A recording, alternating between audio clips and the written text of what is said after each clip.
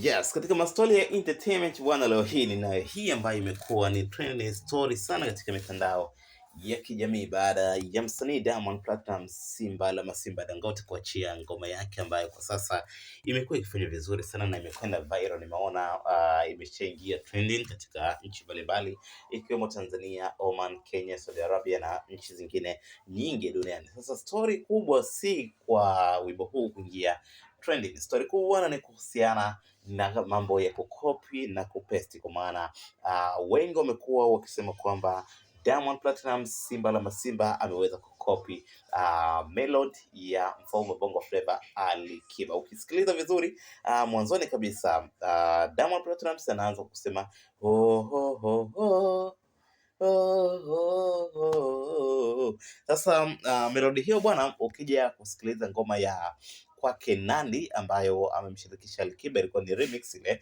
Kipindi cha Alikiba anaanza na kiingilio hiko cha kufanya hiyo oh, oh, oh, oh, oh. Oh, oh, oh.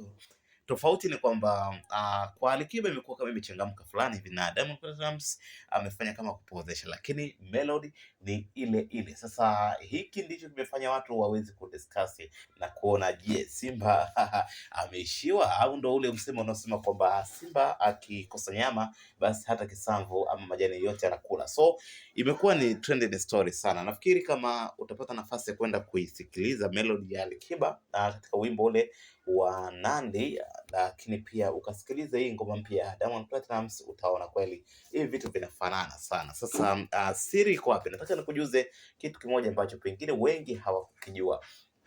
Kikweli inawezekana kawa ameiga Diamond Platnumz, lakini uigaji wake siwezi nikasema moja kwa moja amemwiga Alikiba, kwa sababu ukisikiliza melody hii bwana, utakubaliana na mimi, kuna ngoma moja ama songi la Kihindi ambalo aliimba Shah Rukh Khan, pia lina melody hiyo. Kwa hiyo hata Alikiba mwenyewe pengine alichukua kutoka kwa Shah Rukh Khan and then akaitia katika Bongo Flava. Kama unafahamu kwamba Alikiba amekuwa ni mbunifu sana wa kujaribu kutengeneza ideas mbalimbali. Tumeona Alikiba amekuwa ni msanii wa kwanza kujaribu kuimba lugha za kigeni ndani ya ngoma za Bongo Flava. Tumeona akiimba Kifaransa mara nyingi sana tangu kwenye enzi huko za hadithi na vitu kama hivyo. So nafikiri ilikuwa ni moja kati ya style ya kutengeneza utofauti, akachukua ile melody and then akaongeza katika Bongo Flava na kitu ikawa unyama sana. So Diamond Platnumz kuitumia hiyo, inawezekana maybe effect za kusikiliza ngoma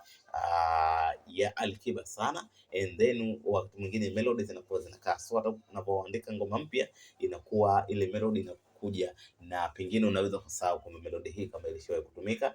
Ama inawezekana pia Diamond Platnumz amechukua kutoka kwa Shah Rukh Khan na akaamua pia aitie ndani ya Bongo Flava na bila kufahamu kwamba Alikiba pia alishawahi kufanya hivyo, so ikakuta vitu pengine vinaendana.